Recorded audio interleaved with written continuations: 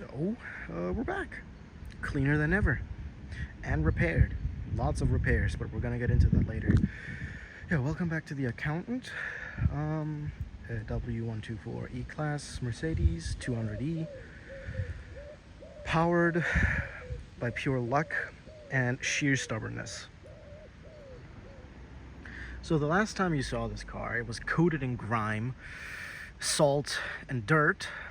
It had a broken telephone antenna attached to the back, and it had hubcaps and steelies. And that has been changed. We're gonna get into that starting now.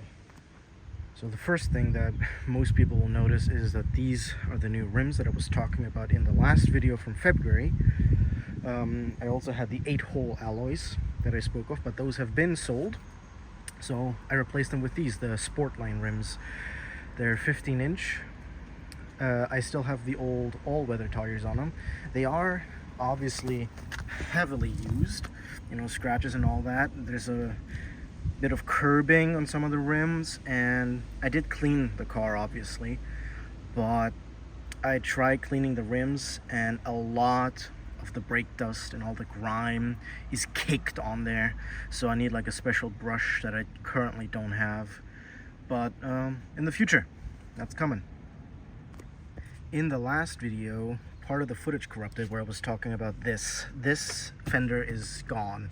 Like, it's bubbling here, and if it's bubbling here, that means it's just eaten through. This paint chip came off when I cleaned it the first time, and that's not ideal. I don't like that. So this fender has to go eventually. It's not like unsafe or anything, but like, see, like this is where the trouble starts. It's not good. Now, in the last video I spoke about this car being old, and you know it's old. And I talked about things that can break, but I don't know when they'll break. And boy, oh boy, did stuff break. I don't even know where to start with how many stuff actually broke. But it's all fixed now, and we're gonna systematically go through everything that was broken and things that will be changed on the car after this video as well. We're gonna start at the front. The springs snapped. Both front springs snapped, which disabled the car for a considerable amount of time, well, a week. And I didn't say this in the last video, but I will say it now. The rear axle bushes, like the mounts for it, they were completely gone. I have a video, or rather I have pictures of this happening. Like, I have pictures of what they look like, and it's catastrophic what happened at the back. That has since obviously been fixed. The car drives fine now. It doesn't even squeak anymore, which is lovely. And overall, that was one of the more major repairs that this car needed since I bought it in September. So, like I mentioned at the start of the video, the car is clean now, or was cleaned. It's not a garage kept car, it's parked outside all the time, and that's why it's still a bit dirty now. Not comparably to what it was before in the last video, but this is way nicer. This allows for new salt, grime, and dirt to latch itself onto the car and eat away at the metal. Much more preferable, I know. But yeah, it's actually, like, the paint is damaged in a way. Like, it is a 33-year-old car, but you know, it's still a daily driver. It's serviceable. It's not a car that I fear taking out because of how nice it is. It's very serviceable the way it is. I really prefer it to be this way. In the last video, I also spoke of a Dutch road trip that I was going to engage in, and I did go to the Netherlands. I didn't really film it because that was my holiday, and I didn't want to spend it all filming, but I did take some very nice pictures of the car and some other vehicle that will definitely be featured on the channel eventually again, but I'll pop some pictures up of what we got up to. You could even see the accountant in one of them in the background. So yeah, it was pretty reliable, I will concur. It took me there, but boy oh boy did it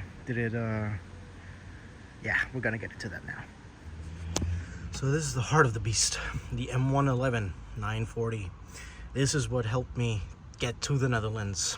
It did it without struggle, and it actually did something I didn't think it was capable of doing. When I bought this car, I made it a point that I would never drive it fast because I didn't really trust it, and I was right to do so because of all the suspension stuff. But since that was fixed, I thought, since I'm on the Autobahn and on the way to the Netherlands, why don't I give it a nice bash? And I did, and it reached 200 kilometers an hour. It was at around 4,000 RPM in top gear, maybe 4.5. I can't quite tell you. And yeah, this happened during a heat wave, and all the air that was entering the throttle body was dense and hot, really hot. And I didn't want to push it further because of that, but I think it had a lot more in it. But I watched the temp gauge rise, and I thought it was very curious because at 200 kilometers an hour, top gear, relatively low revs. Well, it's not low revs. I was wondering why it was running so hot, and as it turned out, this fan clutch was completely disengaged. It wasn't working. You can tell it's new now because it's shiny. But yeah, that thing was eaten through. It wasn't really spinning and cooling the car. And after the Netherlands, we had a little scare actually during the heat wave. It got hot, very hot. Like, I'm talking like 110 degrees Celsius, which is not ideal for a 33-year-old car. However, it didn't eat its head gasket and it didn't warp the head.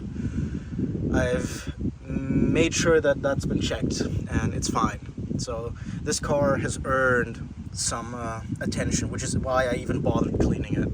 Like, I think it deserves it now. Part of the problem still with this engine is the idling thing. Sometimes, like the throttle, we get stuck at this, and I don't know what's causing that. Someone said it's the spring, my mechanic said it's not the spring. I think it might be the idle control valve, but I don't know where that is on this car. Someone said it could be related to this, keeping it open, which I'm inclined to believe because I haven't checked that. I've checked all the sensors, I've cleaned the sensors. I don't know what to do further about that. It's very, it's an ongoing issue, I'm gonna say. One thing I wanted to talk about in the last video that corrupted, unfortunately, and didn't make it into the video was the car before this.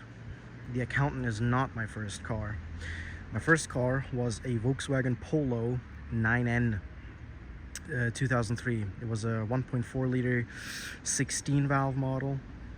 It could have been nippy if it wanted to, but there is a reason why I don't have that car anymore, and that's that it cost me 600 euro, which was fine.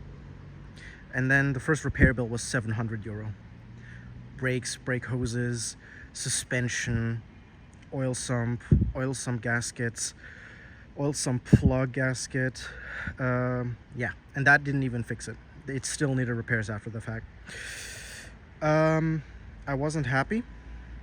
I had bought the car in May of 2025, and I sold it in September for this. I traded it in for this. I did a private trade, gave the guy some more money, and I got the Accountant. Now this car, I bought it in September, been driving it since September 25. It was drivable even without the repairs that I'd mentioned. Like, it obviously needed them, but it didn't really care. It just kind of soldered on, whereas the Polo, it was a bit of a mechanical asshole, as one would say. Now the Polo also had a name. It was Bob the Polo. And Bob, as far as I know, started as a delivery vehicle after I got rid of him. And he was so troublesome to maintain and keep that the guy who used it as a delivery vehicle sold it for scrap, as far as I know. The Polo doesn't exist anymore, as far as I've been told anyway, which is a great reassurance for me because I truly hated that car. It was a very, very miserable car to drive and own. It cost me so much in insurance and because the O2 sensor was screwed, it was also consuming more fuel than it should have, so it wasn't even that economic.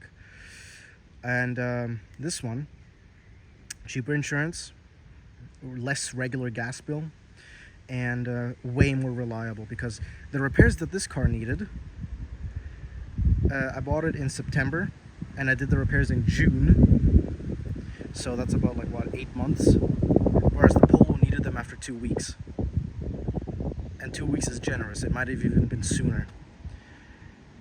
Yeah, this is why I preached for this car in the first video. This thing, if you want something reliable, here it is. Or an E34 BMW, or just any BMW of the same era. Now moving on to the interior of the car. It's the same old, with some new kilometers on it. Yeah, we're at 256 now. I don't really drive this car a whole lot, I will concur. Despite it being a daily driver, I only drive it to work and back, sometimes to the shops. I don't really go anywhere, which is either fortunate or unfortunate, depending on how you see it. There's a lot of people who think these cars should be kept in a garage, and then there's people like me who think that these cars should be on the road and be driven, even if it's just to work and back. That's doing the car a lot more justice than just collecting dust. Now, the interior is not as clean as the exterior. I did clean the center console a bit, but yeah, that didn't last. Cluster still works. The airbag hasn't been deployed yet, so that's good. Yeah, it's actually like way more comfortable sitting in here now that the driveline and suspension is fixed. It's something that if you've driven a 124 or just any Mercedes of the era, it's a comfort that you don't really get nowadays. The seats are very, very cushy, and they're not really... You can tell this was built for an old man. So one thing that's still being workshopped is the antenna. This is not the original seal for it. I do have all the original parts, fortunately, but that's still coming. I do have the wire for the antenna too, and I do have the antenna in it, but it's that's still a work in progress. Everything else is pretty much done though. So once this is done, I would say the accountant is finished completely, and then we can get into some modifications. So after the bash on the Autobahn, the car sounds and drives happier. And having proven its worth to me by not breaking down ever, like genuinely never letting me down and being so easy to fix, that I think a new exhaust pipe might be warranted for this. I am looking at like dual end pipes, so like a muffler with 2 end pipes for this car, because I think it'll sound nice, and it is just doing the car a little bit more justice after what it's been through and how it's handled it. It's only fair to the car, and also, I mean, look at it. I might replace it just for the visuals as well.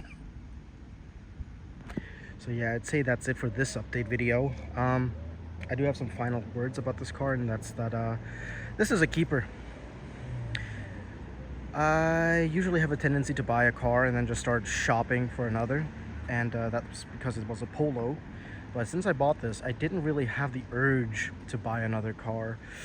There is another car that I'm eyeing, which is an E34 BMW, but I don't want to buy it and replace this, nor do I want to get rid of this in general. It has proven its reliability and its willingness to keep going, which is pretty reassuring, because when the spring broke for the front and I had it at the workshop, I had a loaner vehicle, which was a Renault Symbiote or something like that, and that car was miserable for me to drive. I hated driving it. It was uncomfortable for me. Something about just driving it made me really upset, and I mean, even the gas pedal was giving me cramps, like in my foot. That's not the sign of a good car. And what I think is, if you're watching this video, you either have one of these or you want one of these. And what I can say to you people who want these, by all means, if you have the ability and the money to buy one, go for it. You won't regret it. It is dead reliable.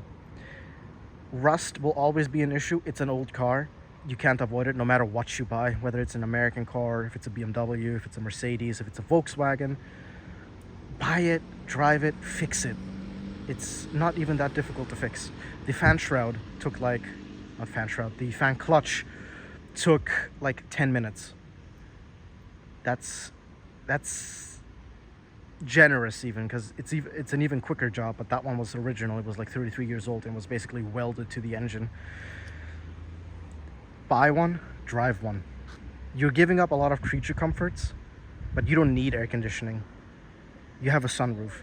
You don't need power windows, etc., etc. If you want them, that's fine, but that's just closing your pool of potential cars to buy. All I can say is, by all means, keep these cars on the road. Don't let them collect dust in the garage.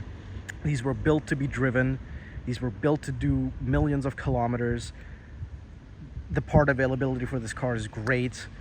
And if you get one like mine, which is the facelift 1.5, you get the 80s body style and the 90s engine, which is the perfect amalgamation for this car. My closing statement for this video will be that this car is probably like, it should be the namesake of this channel, really, but it's not. It is, however, one of those cars where it's like, you will have fond memories of it. I will have fond memories of this car. Whatever happens to it, whether I sell it, whether it gets crashed, whether it gets stolen, whatever, I will always be able to remember this car. Comparably to the Polo, which I don't remember anything about besides how much I paid for it and what it actually was. I don't even remember the mileage. I don't remember the smells. I don't remember the sound. Well, I do remember the sounds. It sounded like a tractor, despite being a petrol. But that's not here or there anyway. If you have your own accountant car, you will love it. You will miss it when it's gone. And make sure you drive it as long as you can, as much as you can. Make all the memories you can with it, because once it's gone, it's most likely never coming back. That's just the sad reality with cars like these. But if this channel gets another car, I will most certainly make another video on it, and the accountant will most certainly make a cameo in some way in it. Yeah. Also, thank you very much for watching if you made it this far. I usually document this stuff just for myself, but it is also nice to be able to share the car with everyone else. I did say at the start of the video that there will be some kind of video on a car from the Netherlands. Now, I've put pictures up of it. I'm not going to say what it is. You kind of have to. If you know, you know. And if you don't know, then you're on the wrong channel. That video, I can't guarantee when it'll come out, but I definitely will film something with it. I also made a video on it previously. So, yeah, stay tuned for that. Have a nice day. Enjoy your week. And stay safe.